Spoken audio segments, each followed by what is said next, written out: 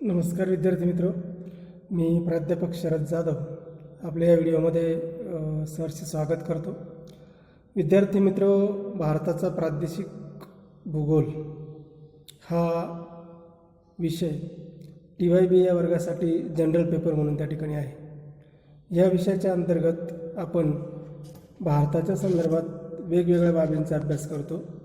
त्याच अनुषंगाने भारताचा प्रादेशिक भूगोल या विषयामध्ये मृदा आणि नैसर्गिक वनस्पती या घटकांतर्गत निर्वनीकरण म्हणजे काय आणि निर्वनीकरणाची नेमकी कारणं कोणती, भारतातील निर्वनीकरण आणि भारतातील निर्वनीकरणाची नेमकी कारणं कोणती याबद्दल आज आपण त्या ठिकाणी अभ्यास करणार आहोत.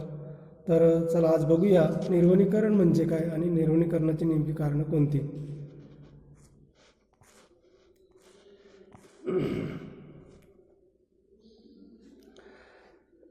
तर आपल्याला माहिती आहे की वनस्पती किंवा वने ही एक महत्त्वाची नैसर्गिक साधन संपत्ती आहे. मानव, प्राणी तसेच पर्यावरण यांच्या संतुलनासाठी वनस्पतींची नितांत गरज असते. परंतु मानवाने त्याच्या विविध फायद्यांसाठी भूपृष्ठावरील जी जंगलं आहे त्या जंगलांची मोठ्या प्रमाणात तोड केली आहे आणि हे जंगलं नष्ट झाल्यामुळे तो भाग ओसाड आणि रखरखीत बनतो. यालाच भौगोलिक भाषेमध्ये निर्वनीकरण असं म्हणतात किंवा त्याला डिफॉरेस्टेशन असं त्या ठिकाणी म्हणतात. डिफॉरेस्टेशन किंवा निर्वनीकरण ही एक गंभीर अशी पर्यावरणीय समस्या आहे, कारण यामुळे एखाद्या प्रदेशातील जंगलांखालील क्षेत्र त्या ठिकाणी झपाट्याने कमी होत जातं आणि त्यामुळे अनेक पर्यावरणीय समस्या त्या ठिकाणी निर्माण होऊ शकतात. प्रथमतः बघूया निर्वनीकरण म्हणजे काय, म्हणजे निर्वनीकरणाचा अर्थ काय आणि त्याची व्याख्या काय. तर निर्वनीकरण याचा अर्थ साधा आणि सोपा, तो म्हणजे एखाद्या प्रदेशातील जंगलांखालील असलेल्या क्षेत्रामध्ये घट होणे म्हणजे निर्वनीकरण होय. एखाद्या प्रदेशातील जंगलांखालील असणाऱ्या प्रदेशामध्ये घट होणे म्हणजे निर्वनीकरण होय. आता या ठिकाणी एक व्याख्या दिलेली ती आपण बघूया.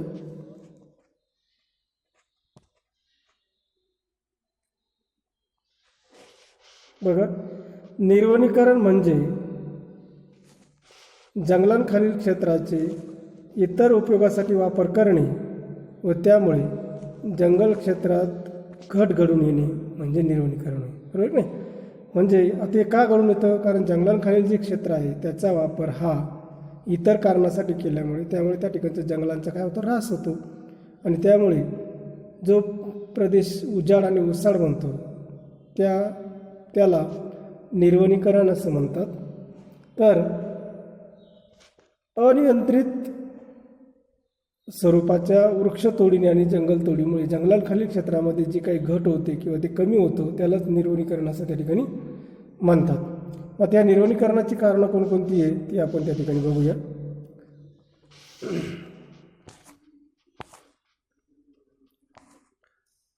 निर्वनीकरणाची कारणे, तर निर्वनीकरणाची जी कारणं आहेत ती नेमकी कारणं पुढील प्रमाणे आपल्याला त्या ठिकाणी सांगता येईल.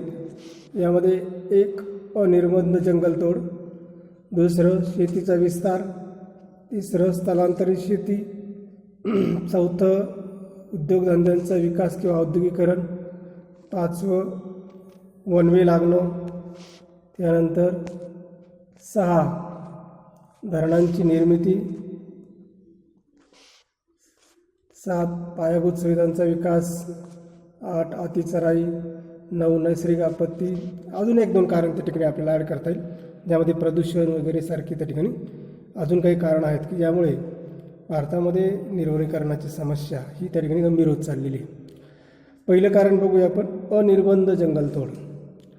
तर भारतात आपल्याला माहिती पूर्वीपासूनच इंधनासाठी, घर बांधण्यासाठी, फर्निचर असेल, शेती अवजारे असेल यासाठी मोठ्या प्रमाणात त्या ठिकाणी जंगलांची तोड त्या ठिकाणी होत आलेली आहे.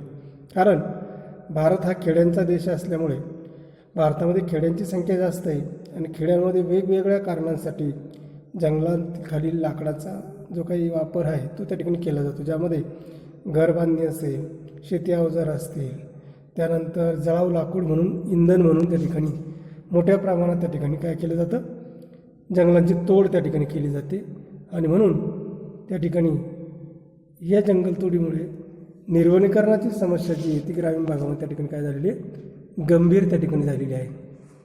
दुसरं कारण आपल्याला त्या ठिकाणी सांगता येईल तो म्हणजे शेतीचा विस्तार. शेतीचा विस्तार, शेती क्षेत्राचा विस्तार. तर वाढत्या लोकसंख्येच्या प्रमाणात अन्नधान्याची गरज जर त्या ठिकाणी भागवायची असेल तर त्यासाठी आहे त्या क्षेत्रामधून अधिकाधिक उत्पादन घेणं त्या ठिकाणी आवश्यक आहे. अधिकाधिक उत्पादन घेणं त्या ठिकाणी काय आवश्यक असते. त्यामुळे शेती क्षेत्राचा विस्तार त्या ठिकाणी करावा लागतो. म्हणजेच अधिकाधिक क्षेत्र जे आहेत ते लागवडीखाली त्या ठिकाणी आणावं लागतं. अशा वेळेस शेजारच्या भागामध्ये असणाऱ्या जंगलांचं त्या ठिकाणी काय केलं, तोड केली जाते आणि ते क्षेत्र, त्या क्षेत्राचं जमिनीचं सपाटीकरण करून ते शेतीखाली आणलं जातं. शिवाय शासन भूमिहीन लोकांना किंवा प्रकल्पग्रस्त असतील किंवा आदिवासी बांधव असतील यांना जंगलांखालील जमीन त्या ठिकाणी वितरित करीत असतात. यामुळे देखील जंगलांचं क्षेत्र त्या ठिकाणी कमी होत आहे. त्यामुळे वाढत्या लोकसंख्या आणि वाढत्या लोकसंख्येतून वाढत गेलेला शेतीचा विस्तार यामुळे जंगलांचं क्षेत्र जे आहे ते दिवसेंदिवस त्या ठिकाणी काय होत चाललेलं आहे, कमी होत चाललेलं आहे. तिसरं कारण आपल्याला त्या ठिकाणी सांगता येईल स्थलांतरित शेती.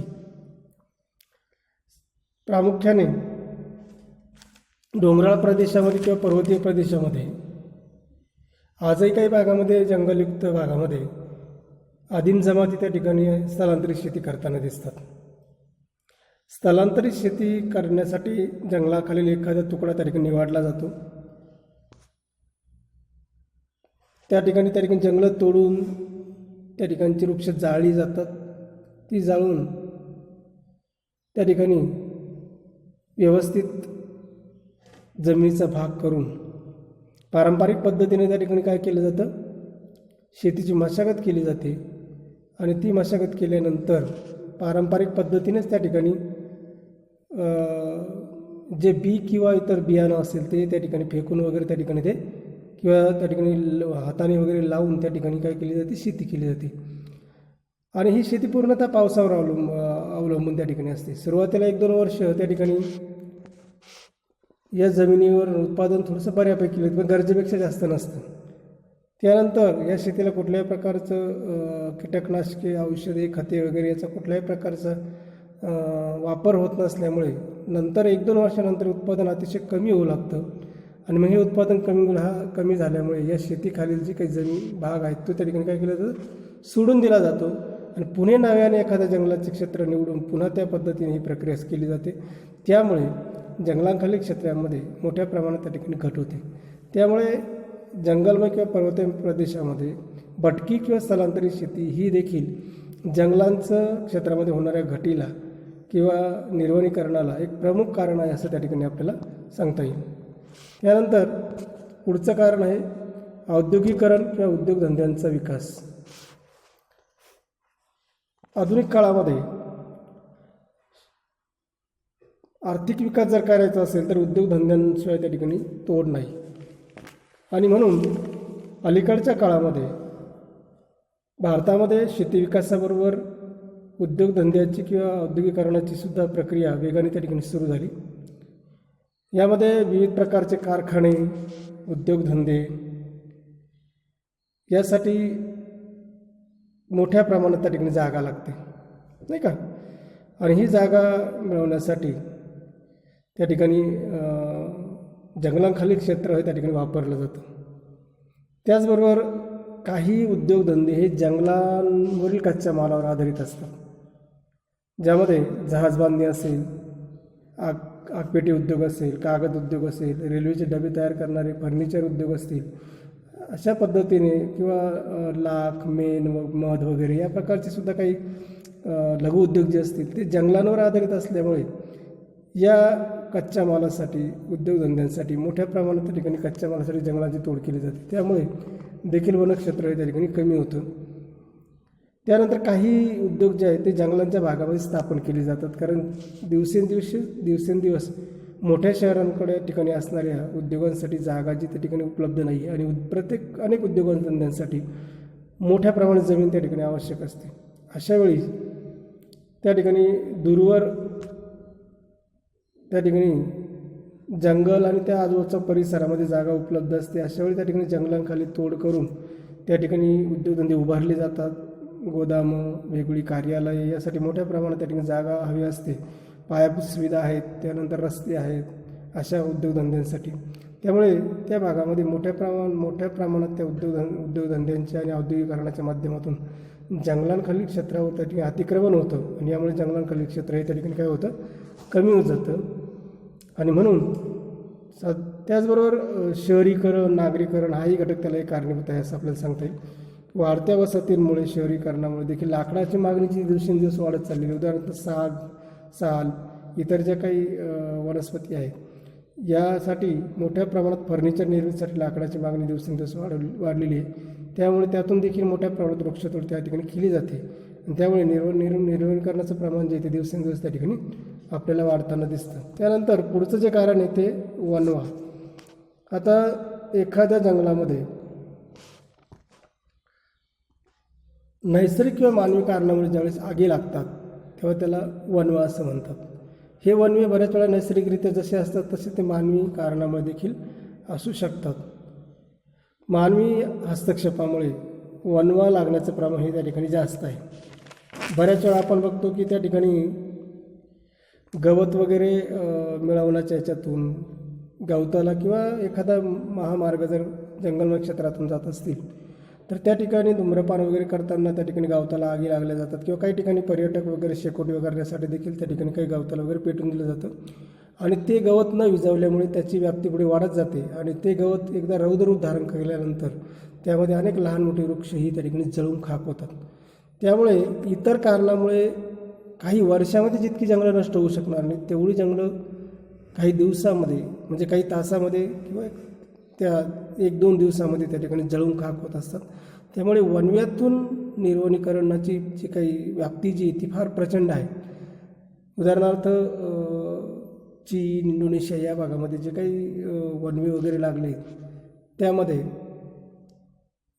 किती मोठ्या प्रमाणात जंगलांचे ऱ्हास होऊ शकतो हे त्या ठिकाणी ते प्रसंग त्या ठिकाणी घडलेले आहेत. आणि म्हणून वनवा ही एक गंभीर समस्या त्या ठिकाणी आहे आणि या वनव्याच्या माध्यमातून मोठ्या प्रमाणात जंगलांखालील क्षेत्र त्या ठिकाणी काय होतं, नष्ट होतं. आणि त्याचा अजून एक असा परिणाम आहे की त्या ठिकाणी अशा उष्णतेमुळे नवीन गवत, नवीन वृक्ष देखील त्या ठिकाणी काही काळ उगवत नाही. म्हणून वनव्यातून निर्वनीकरणाचं जे काही होणारी जी काही समस्या आहे ती त्या ठिकाणी गंभीर आहे. त्यानंतर धरणांची निर्मिती. आता त्या ठिकाणी आपल्याला माहिती की आधुनिक काळामध्ये वाढत्या लोकसंख्येच्या माध्यमातून पाणी ही एक अतिशय महत्त्वाची गरज बनलेली आहे. वेगवेगळ्या कारणासाठी पाण्याची त्या ठिकाणी नितांत आवश्यकता असते. बऱ्याच भागामध्ये मान्सून कालखंडामध्ये पर्जन्य पडत असल्यामुळे पाण्याची तेवढी निकड भासत नाही. परंतु कोरड्या ऋतूमध्ये मात्र उद्योगधंद्यांसाठी असेल, पिण्यासाठी असेल, शेती क्षेत्रासाठी असेल, अशा अनेक कारणांसाठी पाण्याची मागणी ही दिवसेंदिवस वाढत चाललेली. अशा पाण्याची मागणी ही पूर्ण करण्याकरता लहान मोठ्या जी काही नदी खोरे आहेत किंवा इतर जे काही जलप्रवाह आहेत त्या ठिकाणी धरणांची निर्मिती त्या ठिकाणी केली जाते. धरणाच्या निर्मितीच्या वेळेस बरीचशी जी काही धरणांची निर्मिती जी आहे ती नैसर्गिकरित्या ही जंगलमय भागामध्ये त्या ठिकाणी किंवा डोंगराळ भागामध्ये त्या ठिकाणी जर झाली तर त्या ठिकाणी बरंचसं क्षेत्र हे जंगलांचं पाण्याखाली त्या ठिकाणी जाऊ शकतं. किंवा एक उदाहरण आपलं बघितलं असेल की साधारणतः आपण नर्मदा किंवा सरदार जो काही सरोवर आहे त्यामध्ये सुद्धा ही एक महत्त्वाची समस्या त्या ठिकाणी होती आणि म्हणून त्या ठिकाणी विरोध होत होता की धरणांखालील धरणांच्या निर्मितीकरता मोठ्या प्रमाणात जंगलमय क्षेत्राचा जो काही भाग आहे तो त्या ठिकाणी धरणांखाली नष्ट होऊ शकतो. त्यामुळे मोठमोठे प्रकल्प आणि धरण यांच्या निर्मितीमधून देखील निर्वनीकरणाचं प्रमाण जे ते त्या ठिकाणी वाढत आहे असं आपल्याला त्या ठिकाणी म्हणता येईल. त्यानंतर पुढचं जे काही कारण आहे ते म्हणजे पायाभूत सुविधांचा विकास. वेगवेगळ्या प्रदेशातील प्रादेशिक असमतोल दूर करण्याकरता आणि देशाच्या आर्थिक विकासाला चालना देण्याकरता अनेक भागामध्ये पायाभूत सुविधांचा विकास त्या ठिकाणी करावा लागतो. ज्यामध्ये रस्ते आहे, लोहमार्ग, वीज, पाणी पुरवठा अशा वेगवेगळ्या सुविधा निर्माण होत असताना त्या ठिकाणी मोठ्या प्रमाणात जंगलतोड त्या ठिकाणी केली जाते. उदाहरणार्थ लोहमार्ग किंवा महामार्ग बांधकामामध्ये किंवा त्याच्या विस्तारामध्ये मार्गात येणारी बरीचशी वृक्ष आणि जंगलमय प्रदेश तोडले जातात. त्याचबरोबर वीज असेल, इतर काही वाहतुकीचे वगैरे पर्याय असतील, यांच्या माध्यमातून मोठ्या प्रमाणात जंगलांची तोड त्या ठिकाणी होऊ शकते. आणि म्हणून पायाभूत सुविधांचा त्या ठिकाणी विकास करताना देखील किंवा पर्यटन क्षेत्राचा विकास करताना देखील त्या ठिकाणी मोठ्या प्रमाणात जंगलाखालील क्षेत्र त्या ठिकाणी कमी होत असतं. त्यानंतर पुढचं कारण आहे अतिचराई. आता काही भागामध्ये जी काही ग्रामीण भागामध्ये गुरांना चरण्यासाठी जी काही व्यवस्था असते ती जंगलमय भागातील गवतावर त्या ठिकाणी असते. अशा भागामध्ये जनावरांना जर जंगलात चरण्यास नेलं त्या ठिकाणी बरीचशी जनावरही कोळी रोपं त्या ठिकाणी खाऊन लागतात. आणि त्यामुळे किंवा या जनावरांच्या पायाखाली अनेक लहान मोठी रोपं तुडवली देखील जातात. त्यामुळे नवीन वृक्षांची निर्मिती होत नाही. जनावरे वनस्पतींची पाने खातात, त्यामुळे वनस्पतींची वाढ खुंटते. शिवाय हरिण आणि इतर जे काही तत्सम वन्य प्राणी आहेत यांच्यामुळे देखील मोठ्या प्रमाणात वनांची त्या ठिकाणी नासाडी होऊ शकते. त्यामुळे किंवा कोरड्या ऋतूमध्ये दुसरा पर्याय नसल्यामुळे वनांखालील जे काही गवत वगैरे असते या चारण्याकरता देखील त्या ठिकाणी गुरे ही जंगलांमध्ये त्या ठिकाणी सोडली जातात. आणि त्या ठिकाणी त्यांच्या माध्यमातून जंगलांचा बऱ्याच मोठ्या प्रमाणात ऱ्हास आणि त्या ठिकाणी नाश त्या ठिकाणी होऊ शकतो. म्हणून अतिचराई हा देखील त्याचं एक महत्त्वाचं कारण आपल्याला त्या ठिकाणी सांगता येईल. त्यानंतर इतर जी काही कारणं आहेत त्यामध्ये नैसर्गिक आपत्ती. नैसर्गिक आपत्तीमध्ये आपल्याला माहिती आहे की साधारणपणे पूर, भूकंप असेल, ज्वालामुखी असेल, वादळे असतील, यांच्यामुळे सुद्धा जंगलांची हानी होऊ शकते. वादळांमध्ये मोठमोठी झाडं उकळून पडली जातात किंवा ती मुळासकट उपटली जातात. त्याचबरोबर पूर आल्यानंतर देखील पाण्याच्या खनन कार्यामुळे नदीकाठ त्या ठिकाणी जर झिजली गेली तर त्याच्या आजूबाजूची झाडं किंवा काही वृक्ष देखील त्या ठिकाणी पाण्याबरोबर वाहून जात असतात. किंवा वीज पडल्यानंतर शिववृक्ष त्या ठिकाणी जळून जात असतात.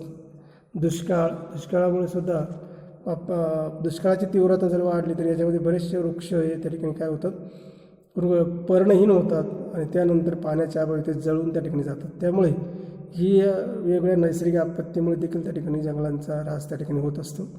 त्याचबरोबर प्रदूषण, आपल्याला माहिती की हवा प्रदूषण आणि जलप्रदूषण यामुळे देखील त्या ठिकाणी जंगलांना त्या ठिकाणी बरीचशी वनस्पती ज्या वगैरे आहेत, उदाहरणार्थ हवा प्रदूषणाच्या माध्यमातून वनस्पतींची जी काही वाढ जी ती व्यवस्थित होत नाही किंवा त्या ठिकाणी रसायनयुक्त मिश्रित जर पाणी असेल तर त्याच्यामुळे देखील वनस्पतींचा ऱ्हास हा त्या ठिकाणी होऊ शकतो. अशा अनेक कारणांमधून निर्वनीकरणाचं प्रमाण जे ते ठिकाणी दिवसेंदिवस वाढत चाललेलं आहे आणि ही एक गंभीर समस्या आहे.